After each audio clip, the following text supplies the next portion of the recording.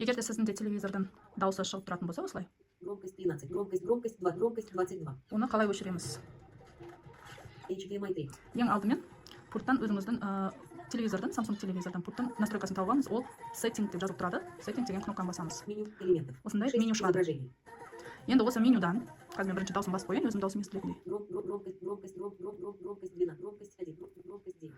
Енді осы настройканың ішінде біз төмен түсеміз. Общий деген настройкаға кіреміз. Общийден міне сол оңға қарай өтеміз. Оңға қарай өтіп, төмен қарай түсеміз. Специальные возможности деген настройкаға кіреміз. Енді қайтадан оң жағына қарай өтеміз. Міне осы жерде настройки голосовых инструкций включено деп тұр. Енді осыны окей, ортасын басып өшіреміз. Тағы бір рет басамыз, сол кезде ол өшеді. Міне. Болды, енді артқа қарай жүре береміз. Артқа қарай біз солға қарай жүреміз, және экзитті бассақ менюдан шығамыз.